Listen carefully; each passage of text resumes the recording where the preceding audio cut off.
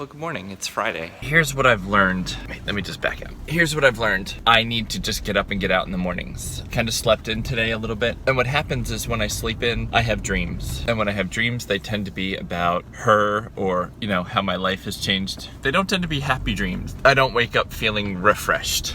And now my sense of timing is off. I was gonna run at 6. But I didn't because I was tired. But I don't think I was actually tired. Now it's 7:30 and I'm going to do this errand, and then, I'll walk the dog, and then it'll be closer to 8:30, and then I'll want to go for a run, but it'll be either warm or it'll affect, me going over to school and it's just gonna mess up my day. So I need to get back to my early morning starts. But to be honest with you, sometimes it's hard to get up and going because there will just be more hours of the day to endure. And that sounds really depressing, and it's not necessarily depressing. It's just right now, when I'm in the midst of this divorce stuff with her, the days are trying, the days are hard, and I'm lonely. So it's like I'm waiting for time to pass, but I need to get control of my life back is what I need. I need to enjoy my life. I need to enjoy time. I enjoy my time at the barn. That's good. Yeah, my time at the barn is my best time. It's when I'm happiest. Therapy also makes me really happy. The rest of my life, I feel a little lost. Quite honestly. I don't have a strong sense of purpose right now. I don't have a lot of friends around me. It's pretty lonely. I feel like there's a lesson here. I need to do the work to be comfortable in my own skin, or comfortable by myself, or whatever that lesson is. But I'm not there yet. So that's why it's hard. I've been reading this book on abandonment, all these techniques for rectifying things. This tripod actually makes the picture shakier. So there's techniques and things you can do to deal with how abandoned you feel and things like that. And that's fine. I'm not afraid of doing work. I'm not a stranger to doing work. But it's still work you have to do. It's not a quick fix. So you have to labor through all this crap. And I'm not past the crap stage. I'm just getting into the laboring stage. And that's the reality of it. It takes a long time. It's a lot of work. That's what this time is. This is the time to do the work. When I get sad is when I compare my life to hers, and she doesn't have to do any work. She stepped out of one relationship, stepped into another, and it seems to be going really well. She left me, she got in with him, and they're moving and buying a barn and gonna run a business together and seem to have all the money they need to do that. And just about every aspect of it doesn't make sense to me. So I know the healthy thing to do would be to stop thinking about it. Doesn't matter, don't concern myself with her life. But up until recently, she was my life. She was my better half. She was my everything. Of course, what she's doing concerns me because I wonder about her, because I care about her, because we had what I believe to be a really good partnership. And that is done. It takes a lot of work to separate yourself from that, to detach all the little threads that bind two lives together. And she seems to have done it really efficiently. It makes me wonder, not hopeful, but it makes me wonder, will it ever crash down on her?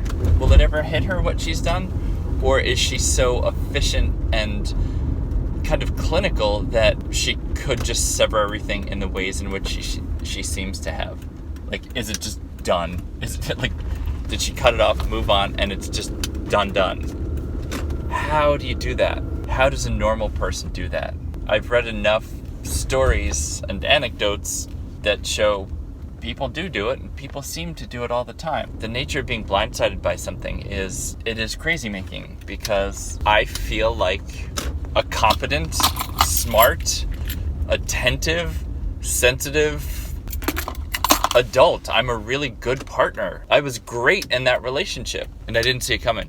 I was blindsided, and it's not like I was traveling for work or not around. We saw each other every single day. We hung out every day. We were best friends. Like, we had a lot good. If this was all happening and I didn't see it, it's embarrassing. And if there was nothing for me to see and it just happened, it's crazy. Like, there's no winning. Either way, I lose. And maybe in the future I'll be like, I didn't lose, I win. I got away from something that was toxic and unhealthy. And I'm headed towards that faint belief in the future. But heading towards something and being there are two different things. Every day is really lonely. You know, the technical maneuvering of getting divorced sucks. The amount of paperwork I have to do for my disclosures is a lot. So, you know, when I want to escape this feeling, I don't want to escape into paperwork, into researching how much I have in my retirement and how much I have in savings and printing out things in triplicate. Like, that's not an escape. That's a quicksand that mires you down more. Well, hi. I am going up to the barn because I can't stay in the house by myself anymore. It is making me crazy. I'm getting really sad and really lonely and thinking far too much about how sad my life feels. And I'm not trying to be a wet blanket. I think it's just the fact that I've been talking to her again lately. I had a phone call with her yesterday. I think the danger in that is that it isn't mediated. It's not structured, so emotions can fluctuate up and down. I end up asking questions that I'm curious about because I still want some kind of connection with her. I want to feel anything because I never had any kind of connection with her after the trip. I think even if it's a negative connection, even if it's a sad connection, it's a connection. And I don't know that it's healthy, and I don't know that it's good, and it's probably why I should just not talk to her anymore.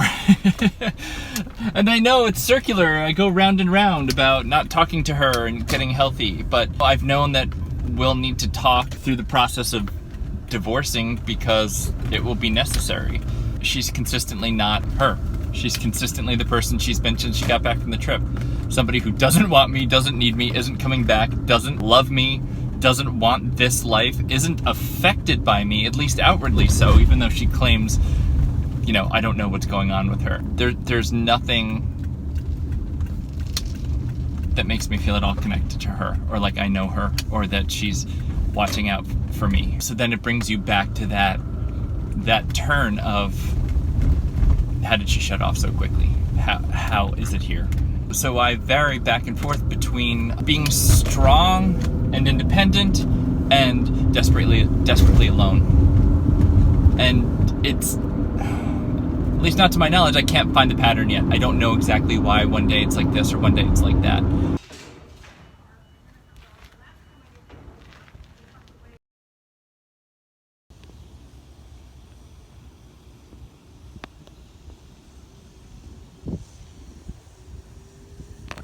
Coming to the barn was a good idea. I just get to hang out with people and talk. It is really hot here. The skies are crazy because there's fires going on. It's a little alarming that when it gets hot here, people set fires. I don't understand it. We should be okay for now, but I like my barn friends. So I hung out with my teacher and another woman, and yeah, we just talked. We talked about fires and places we'd lived and traveling through California, and just that kind of friendly conversation you have with people that you don't know super well, but that you generally like. It was great. I have therapy in 45 minutes, and I'm kind of not dressed the part, so let me tell you about a quick happy moment. This shirt I'm wearing right now, I got this shirt to wear on my honeymoon, which means I got the shirt about 5 years ago. And what happened was, it was a pretty trim fit when I got it, a couple weeks before my wedding. And then I got married, and when I brought it on the honeymoon, I was just a little too, it didn't fit me well. You know, the buttons expanded a little, like across my chest. Like I was too big for this shirt. So what I did today, I went to the closet and pulled it out because I thought, why am I keeping this shirt for 5 years? It fits. It fits really nicely. It doesn't expand. I'm not big in the way I was before. It looks really good. You know, maybe the design of the darts of the collars have changed a little, but a shirt that when I got married, when I was feeling pretty good about myself, now fits me, and I'm really happy about that. Whew. We have a hot one here in San Diego. Let me start the car.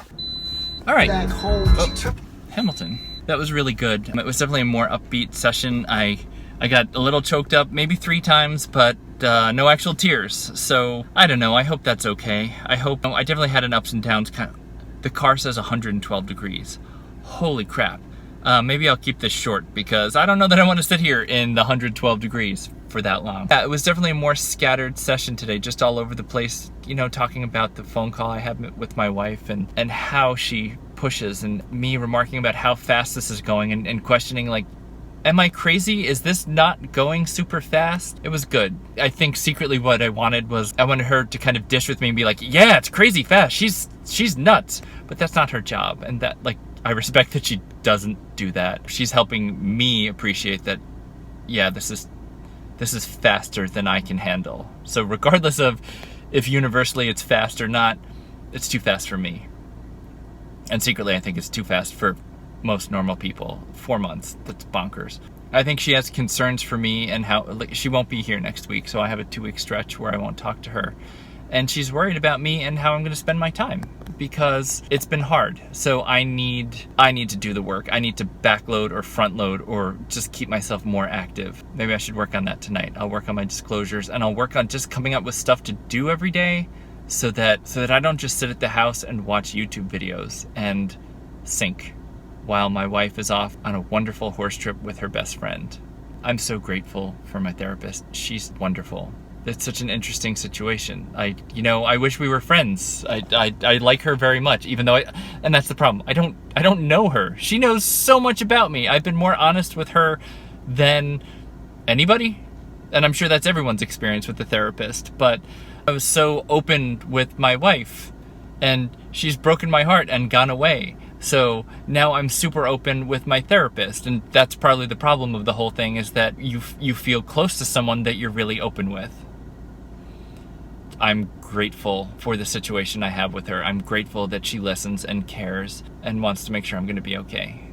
It's significant to have that, to have somebody watching out for me that I'm wide open with. I think it will help me be okay in the future. We also talked about last weekend and how I let her see the dog and how that all went, how it was concerning and how I didn't like the fact that she brought her boyfriend along. And just the yuckiness of that. We delved back into me being in, like, should category. Like, I shouldn't be thinking about her. I shouldn't be worried about what she thinks. I'm experiencing pain and thoughts and the destruction of a relationship that lasted for many years. So, the need to give myself a break and to be kind to myself when it comes to processing all this. The fact that she's on a faster timetable isn't my problem. She's done this. She's taken on what she's taken on, and she wants it to be fast, but it's not my problem. It's her problem. We're here because of her. She's handled things the way she's handled them. I don't have to be a good guy in all this. I don't have to help her achieve her goals. I just have to be okay. I have to watch out for me. And that's important to keep coming back to. And I think so much of my okayness is referenced off of her. And that's the problem. I don't need a reference to be okay. I just need to be okay.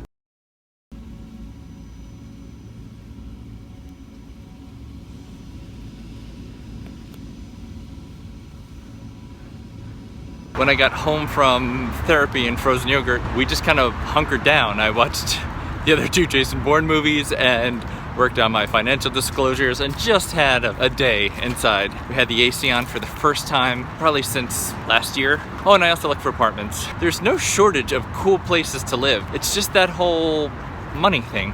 Damn, I wish I was a rich person. Because I have really good taste and no money, and that sucks. I like living here because of planes.